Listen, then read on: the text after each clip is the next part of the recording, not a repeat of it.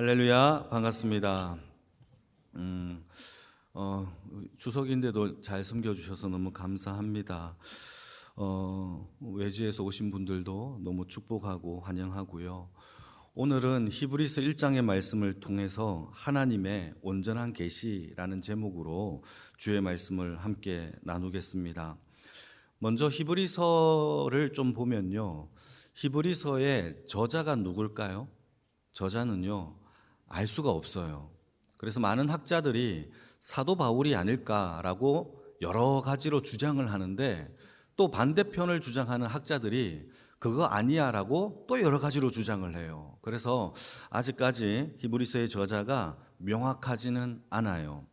그런데 히브리서가 가지고 있는 목적과 방향은 분명해요. 그게 뭐냐 하면, 히브리인들, 유대인들이요, 예수 그리스도의 복음을 듣고 그들이 유대교에서 기독교로 개종하여서 예수를 믿기 시작합니다.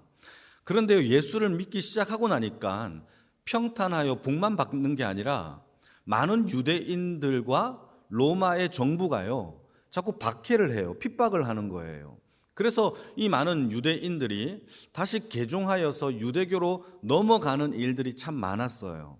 그래서 자신의 어떤 복음을 버리고 다시 유대교로 넘어가는 그 히브리인들을 대상으로, 아니야, 구약의 율법과 이 계시가 신약의 예수 그리스도의 복음으로 하나로 연결되는 것이야 라는 것을 철저하게 유대인들만의 방식으로 설명하고 설득하고 있는 편지가 바로 히브리서의 내용이라는 거죠. 그러니까 히브리서는요, 그 독자가 누구냐? 유대인들이에요. 유대인들이 읽으면 유대인들만이 알고 있는 구약의 계시들, 여러분 어찌 보면은 제사, 대제사장, 속죄일 또는 여러 가지 요소들로 이야기를 하여서 그 요소들의 이야기가 별반 다를 게 아니라 예수 그리스도의 복음으로 하나로 연결되는 것이야라고 이렇게 성취하신 분이 예수님이야로 설명하고 있는 편지가 바로 히브리서의 내용인 겁니다. 그래서 히브리서 기자는요, 구약에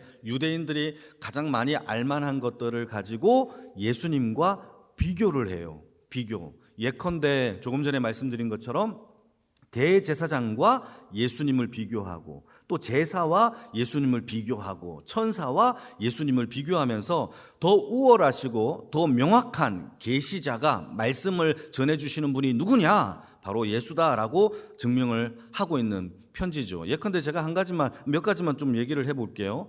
제사를 드릴 때에 여러분, 이스라엘 백성들은 자신의 죄를 속량을 받을 때에 1년에 몇 번 속량을 받을 수 있을까요? 한 번이에요. 훌륭하십니다.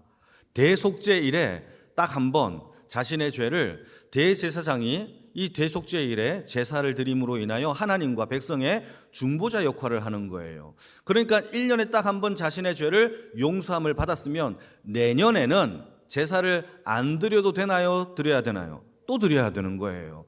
매번마다 반복해서 자신의 죄를 속량하고 속량하는 이 제사의 제도의 이 중보자가 대제사장이라는 거죠. 그러나 우리에게 오신 이 대제사장이신 예수님은요, 매번 반복하여서 우리가 죄를 속량할 필요가 없어요. 예수님이 단번에 영원히 우리의 죄를 용서하신 것이 십자가이다 라고 얘기를 하면서 구약의 대제사장보다 더 우월하신 분이 누구다? 예수 그리스도이심을 드러내면서, 그러니까 우리는 예수를 믿어야 돼 라고 편지를 쓰고 있는 거죠. 또 하나 더 예를 들어볼까요? 선지자 얘기를 해봅시다. 여러분, 구약에서요, 가장 중요한 인물은요, 하나님의 뜻과 계시를 전달해주는 신적인 사람, 바로 선지자를 통하여서 하나님의 뜻과 말씀을 백성들이 깨달아 알았어요. 그러니까 선지자 없이 하나님의 뜻을 알 수가 없었던 것이죠. 그리고 선지자는 그 말씀을 전해주는 것뿐만 아니라 백성들에게 죄를 얘기를 해요. 회개할 것을, 빨리 촉구하는 것을 이 선지자들이 했단 말이죠. 그런데요, 이 선지자들은 짧은 시간에, 선지자들이 영원히 살 수 있는 게 아니잖아요. 짧은 기간에, 짧은 시간에 와서 그 세대의 백성들에게만 그 메시지를 전달하고 죽는 거예요. 그러니까 또 보내야 되고 또 보내야 되고 또 보내야 되는 그러한 선지자들의 어떤 문제점이 있었죠. 그러나 예수님은요, 이 땅에 오셔서 또 오고 또 오고가 아니라 잠시 잠깐 전해주는 이 예언의 메시지가 아니라 우리에게 영원한 복음을 우리에게 주신 분이 누구냐? 바로 예수 그리스도이신 거죠. 그러니까 선지자는 짧은 세대에 짧은 예언을 전해주고 죽었지만 예수 그리스도는요, 온전하고 영원한 복음을 우리에게 주셔서 우리를 영원한 하나님의 나라로 이끌게 하는 하나님의 복음이 누구냐? 바로 예수 그리스도. 그러니까 더 위대하다라고 설명을 하는 거예요. 할렐루야. 이해되십니까? 그거에 먼저 히브리서에 나와 있는 거예요. 또 하나 더 얘기를 들어볼까요? 천사와 예수를 비교합니다. 히브리서 기자가. 천사는요, 피조물 가운데 위대한 피조물이에요. 천사들도 하나님이 만든 피조물이죠. 위대한 피조물이라 한다 할지라도 피조물은 피조물이죠. 그런데요, 예수님은요, 하나님의 아들이시고 이 세상을 창조하신 피조물이 아니라 창조주라는 거죠. 그 창조주 예수가 우리에게 오셔서 우리에게 말씀과 계시를 주셨다면 천사보다 더 우월하신 예수님의 복음이 더 귀하고 중요하다라고 성경은 얘기하고 있는 겁니다. 그러니까 구약에 기록된 수많은 위대한 계시들이 있지만 그렇다고 해서 하나님의 아들 예수와는 비교할 수 없으며 모든 구약의 계시의 내용들은 오직 한 분 예수 그리스도를 위하여 그분이 모든 계시를 완성했다라고 증명하고 있는 편지가 바로 히브리서의 내용입니다. 한번 읽어볼까요? 1절 2절입니다. 같이 읽겠습니다. 시작. 옛적에 히브리 선지자들을 통하여 여러 부분과 여러 모양으로 우리 조상들에게 말씀하신 하나님이 이 모든 날 마지막에는 아들을 통하여 우리에게 말씀하셨으니 이 아들은 만유의 상속자로 세우시고 또 그로 말미암아 모든 세계를 지으셨느니라. 할렐루야. 그래서 하나님은 이 땅에 백성들에게 하나님의 뜻과 하나님의 말씀을 우리에게 알려주기 위하여 계시하셨는데 구약에는 선지자들을 통하여서 여러 모양과 여러 방법과 다양하게 반복적으로 말씀을 하셨다면 마지막 날 이 신약 시대에는 하나님의 아들을 통하여서 그분만을 통하여서 우리에게 하나님의 뜻을 계시하고 있음을 성경은 설명하고 있는 겁니다. 믿으십니까? 여러분, 그렇다면 한 가지 질문해 볼게요. 하나님이 인간에게 이 히브리서 1장 1절 말씀을 보게 되면 구약 시대 때에도 신약 시대 때에도 하나님이 자꾸 인간에게 하나님의 뜻을 자꾸 계시했대요. 구약에는 선지자를 통하여서 신약에는 아들을 통하여서. 자, 그러면 왜 하나님이 인간에게 하나님의 뜻을 계시하고 계실까요? 자꾸 하나님의 말씀을 들려주고 알려주고 그 뜻을 우리에게 계시해주고 있을까요? 중요한 얘기죠. 왜 그러죠? 인간이 스스로 하나님의 계시를 알 수가 없기 때문이에요. 하나님이 우리에게 들려주지 않으면 우리는 하나님의 뜻이 무엇인지를 알 수 있어요, 없어요? 없어요. 그래서 하나님은 우리에게 구약에서도 신약에서도 우리에게 하나님의 뜻을 자꾸 알려주기 위하여 사람을 보내시고 뜻을 보내시고 예수를 이 땅에 보내셔서 우리에게 말씀의 진리를 깨우치고 알려주고 있다라는 게 성경의 얘기입니다. 죄인들은요, 여러분 영적으로 단절된 거죠. 하나님 앞에서 죄인이라는 뜻은 무슨 뜻이냐? 그냥 진노의 대상밖에 안 돼요. 죄인이라는 것은 예수의 보혈의 피가 없으면 그냥 죽일 수밖에 없는 대상자예요. 그래서 우리에게 너희들은 죽을 수밖에 없는 죄인이지만 하나님 앞에서 영원한 생명을 받은 자로 살아있는 자다라고 하나님이 알려주기 위하여 우리에게 그 아들을 보내셨다라고 성경은 말해주고 있는 겁니다. 여러분, 그 예수를 붙들고 살기를 축복합니다. 근데 이 중요한 게 하나 더 있죠. 중요한 질문은요, 우리가 죄인이라는 사실을, 여러분 죄인이라는 사실을 여러분 믿으십니까? 그걸 어떻게 알아요? 여러분 죄인이라는 사실을 어떻게 압니까? 그러나 하나님이 우리에게 그 아들 예수를 보내셔서 구원하신 줄도 믿으십니까? 그걸 어떻게 알아요? 예수님 보신 분, 십자가에 달린 예수님을 보신 분, 골고다의 언덕에 십자가 달린 것을 보신 분 아무도 없잖아요. 아담과 하와를 보신 분. 근데 아담과 하와가 죄를 지어서 우리에게 죄가 들어왔고 우리가 그로 말미암아 죄인 되었다라는 것은 우리는 방금 믿는다고 얘기를 했는데 그걸 어떻게 아냐고요? 그렇죠. 여러분, 성경을 통하여 우리는 알 수밖에 없는 거예요. 그래서 구약에 성경이 기록되기 전에도 하나님이 선지자를 통하여서 우리에게 여러 부분과 여러 모양으로 말씀하셨다라는 것을 우리가 알고 있잖아요. 그 이유는 성경에 기록되고 있기 때문에 우리가 알고 있는 거예요. 그러니까 우리가 알고 있는 모든 지식은요, 어디에서부터 나온 거예요? 하나님의 말씀인 성경을 통하여서 나왔다라는 것을 알 수 있죠. 이것을 가리켜 계시라고 해요. 계시. 우리가 하나님을 아는 것이죠. 그런데 이 모든 우리의 계시가 성경을 통하여서 아는 것이라면 성경을 기록되기 전에는 어떻게 알았느냐를 성경이 또 우리에게 가르쳐줘요. 참 신기하죠? 성경이 우리에게 가르쳐주는데 성경이 있기 전에는 어떻게 알았는지를 또 가르쳐주는 거예요. 1절이에요. 같이 한번 읽어볼까요? 1절 다시 읽겠습니다. 시작. 옛적에는 선지자를 통하여서 여러 부분과 여러 모양으로 우리 조상들에게 어떻게 하셨어요? 말씀을 계속하셨다라는 거예요.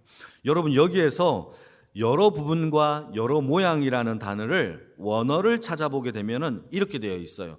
여러 번 반복하여서, 계속 반복하여서 다양하게라고 이렇게 뜻이 설명되어져 있어요. 그러니까 하나님은 여러 번 반복하여서, 매번 반복하여서 다양하게 하나님의 말씀을 백성들에게 전달해 주셨다라고 성경은 이야기하고 있는 거예요. 자, 그러면 성경이 여러 번 반복하여서 우리에게 전달해 주고 있는 이 계시의 궁극적인 목적은 무엇이냐? 왜 하나님은 그토록 우리에게 자꾸 뭘 말씀을 하시려고 하느냐? 그 말씀의 계시의 목적은 하나님이 우리를 사랑하시고, 그래서 죄인 되었지만 사랑하기 때문에 그의 아들, 내 아들 예수 그리스도를 우리에게 보내어 주시고 십자가에 달려 죽으심으로 말미암아 우리가 죄인에서, 심판에서 하나님의 자녀와 하나님의 나라를 상속받았다라는 것을 우리에게 깨우치고 알게 하기 위하여 계속 말씀을 증거하게 하신 거예요.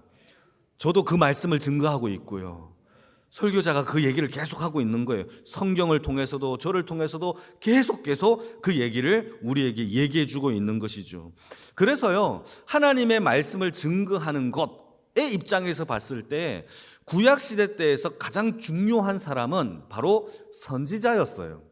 선지자가 하나님의 뜻을 유일하게 알려줄 수 있는 사람이었거든요. 그러니까 구약시대 때 사람은 선지자가 매우 중요해요. 그래서 성경을 보시게 되면 예수님과 수가성 여인이 만나요. 요한복음 4장에 이 수가성 여인에게 예수님이 뭐라고 말을 하느냐? 목마르다 물 좀 떠달라고 하니까 물을 떠다 주면서 대화 가운데 예수님이 수가성 여인의 가정사를 단번에 알아차리고 너의 남편에 대한 이야기를 했을 때에 질문, 수가성 여인이 예수님에게 가장 먼저 했던 말이 뭘까요? 아시는 분? 부침개 하나 드리겠습니다. 여러분, 그게 뭐냐 하면요, 이렇게 말을 합니다. 주여, 당신은 선지자입니다. 여러분, 구약시대 때 예수님이 오기 전에 하나님의 뜻과 하나님의 능력을 발현했던 모든 사람들을 이 유대인들은요, 선지자로 명명을 했어요. 두 번째, 한 가지만 더 질문해 보겠습니다. 여러분, 오병이어의 기적을 예수님이 펼치고 난 다음에 백성들이 예수님에게 뭐라고 얘기를 했을까요? 맞추시는 분, 부침개 하나를 드리겠습니다. 그때도 주여, 당신은 선지자입니다 라고 얘기를 해요. 또 한 가지, 여러분, 마태복음에 보게 되면 서기관과 바리새인들이 여러 가지 일로 예수님이 안 이롭게 보였어요. 시기하여 질투하여서 예수님을 잡아서 감옥에 가두려고 했지만, 여러분, 백성들의 눈치가 보여서 못 잡았는데 백성들이 예수님을 뭐라고 생각했기 때문에 못 잡았을까요? 선지자라고 여겼기 때문에 못 잡은 거예요. 여러분, 그만큼 유대인들에게 있어서 하나님의 말씀과 계시를 전하는 이 선지자의 위치와 위상은요, 굉장히 높았어요. 그런데 여러분, 이 구약의 선지자들이 아무리 위상이 높고 위대한 하나님의 어떤 선지자랑 계시를 알려주는 사람이라 한다 할지라도 그저 하나님의 계시를 알려주는 도구일 뿐이에요. 한번 읽어볼까요? 2절과 3절인데요. 한번 읽겠습니다. 읽겠습니다. 2절 3절 시작. 이 모든 날 마지막에는 아들을 통하여 우리에게 말씀하셨으니 이 아들을 만유의 상속자로 세우시고 또 그로 말미암아 모든 세계를 지으셨느니라. 이는 하나님의 영광의 광채시요 그 본체의 형상이시라. 그의 능력의 말씀으로 만물을 붙드시고 죄를 정결하게 하는 일을 하시고 높은 곳에 계신 지극히 크신 이의 우편에 앉으셨느니라. 선지자는 도구일 뿐이지만 그의 아들 하나님의 아들 예수는요 도구가 아니라 계시의 본체시라는 거예요.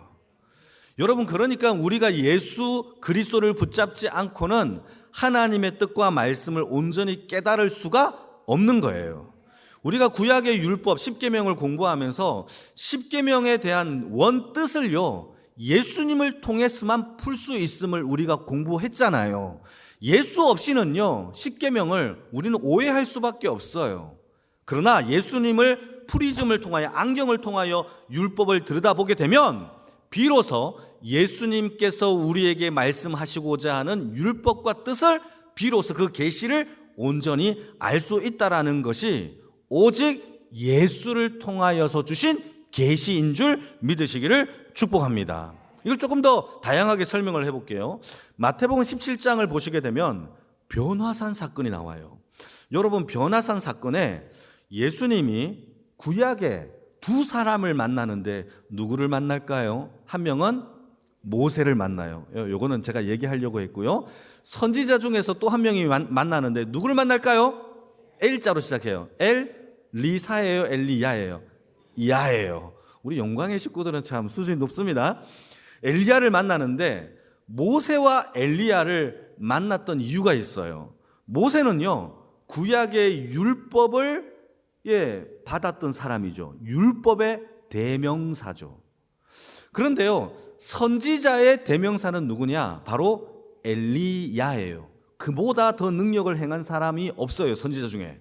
그러니까 여러분, 예수님이 변화산 사건에서, 이것도 계시죠? 변화산 사건에서 굳이 이 사건이 없어도 되는데 이 사건을 우리에게 보여주시는 거예요. 예수님이 율법의 대명사인 모세와 선지자의 대명사인 엘리야를 만나서 그들이 무엇을 했는지 아십니까? 대화를 해요. 이 대화를 하면서 어떤 대화를 했는지 아시는 분? 그렇죠. 십자가에 대한 이야기를 합니다. 읽어보겠습니다. 누가복음 9장 31절 시작. 영광 중에 나타나서 장차 예수께서 예루살렘에서 별세하실 것을 말을 해요. 십자가에서 죽으실 것을 율법과 선지자의 대명사들이 예수님과 논의하여 십자가를 이야기하고 있는 겁니다. 자, 여러분, 이걸 한번 우리 생각을 해봅시다. 여러분, 예수님과 변화산에서 이제 영광으로 변모합니다. 예수님이 영광 중에 나타날 하나님의 아들 되심을 증명하는 그 자리에서 율법과 선지자가 나타나서 예수님과 대화를 하는데 십자가에 대한 이야기를 하고 모세와 엘리야는 사라지고 예수님만 남겨져요. 자, 여기까지 따라오시면 아멘. 자, 그러니까 여러분, 율법과 선지자는요 예수를 위하여 증거하는 도구일 뿐입니다. 예수를 드러내면, 영광의 광채가 드러나면 그들은 사라져요. 오직 누구만 남죠? 영원한 복음이신 예수 그리스도만 남는 거예요. 그게 계시예요. 여러분, 저와 여러분들에게 유일한 계시, 오직 예수 그리스도인 줄 믿으시기를 축복합니다. 여러분, 다른 계시는 없어요. 착각하면 안 돼요. 여러분, 여기에서 누군가가 막 계시 받았다. 여러분, 그 계시가 크겠습니까? 예수 그리스도의 계시가 크겠습니까? 말도 안 되는 이야기죠. 여러분, 오직 예수 그리스도의 계시를 붙들고 살아가는 주의 인생의 삶이 되기를 축복합니다. 그래서 구약의 선지자와 율법은요, 여러분, 하나님의 뜻을 전달하는 전달자이고 예수님은요 그 언약과 율법을 성취하는 성취자이세요. 그러니까 그 성취자이신 예수님을 믿는 것, 그게 바로 저와 여러분들에게 하나님이 성경을 주신 이유인 줄 믿습니다. 읽어볼까요? 요한복음 1장 1절입니다. 같이 읽겠습니다. 시작. 태초에 말씀이 계시니라. 이 말씀이 하나님과 계셨으니 이 말씀은 곧 하나님이시라. 곧 말씀이 하나님이신데 그 말씀이 바로 예수 그리스도이시죠. 그 계시 자체가 예수님이라는 뜻이에요. 여러분, 성경에서요, 모든 계시는요, 오직 한 분 예수님을 설명하고 있죠. 우리가 죄인인 것을 성경을 통하여서 알게 하시고, 예수를 통하여 구원받은 것도 알게 하시고, 우리는 하나님의 자녀임을 선포하는 것도 영원하신 하나님의 말씀인 줄 믿으시기를 축복합니다. 그 말씀을 붙들고 여러분 승리하십시오. 그 말씀을 붙들고 힘들 때마다 성취하십시오. 그 말씀을 붙들고 하나님의 생명 가운데 살아가기를 주님의 이름으로 축복합니다. 또 한 가지 더 볼 건 3절인데요. 우리 3절 같이 한번 읽겠습니다. 시작. 이는 하나님의 영광의 광채시요 그 본체의 형상이시라. 그의 능력의 말씀으로 만물을 붙드시며 죄를 정결하게 하는 일을 하시고 높은 곳에 계신 지극히 크신 이의 우편에 앉으셨느니라. 여러분, 하나님이 우리에게 온전하게 계시한 예수가요, 성경에 예수가 곧 하나님이다라고 성경은 설명하고 있어요. 그러니까 우리가 붙드신 예수는요, 곧 이 만물을 지으신 창조주이시며 영광의 광채이십니다. 할렐루야. 여러분, 추석날인데 좀 어렵나요?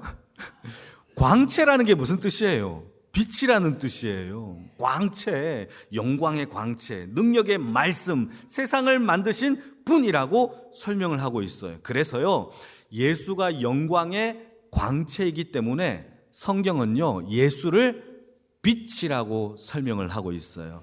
참 빛이라고 설명하고 있어요. 세상을 지으실 때에 예수가 없이 지으신 것이 하나도 없대요.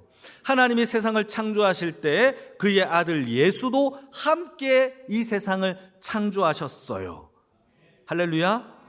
여러분 한번 읽어볼까요? 요한복음 1장 3절 말씀입니다. 시작. 만물이 그로 말미암아 지은 바 되었으니 지은 것이 하나도 그가 없이 된 것은 없느니라. 이 세상을 하나님께서 지으실 때에 말씀으로 창조하셨고 말씀이 없는 세상의 창조함은 단 하나도 존재하지 않아요. 인간을 지으실 때에도 하나님이 우리를 향하여 말씀 가운데 지으셨어요. 그런데 놀랍게도 인간에게는요, 하나님이 우리에게 생명을 주셨고 참빛을 우리 안에 넣어 두셨대요. 예수의 빛이 우리 안에 있어요. 말씀의 생명이 우리 안에 있어요.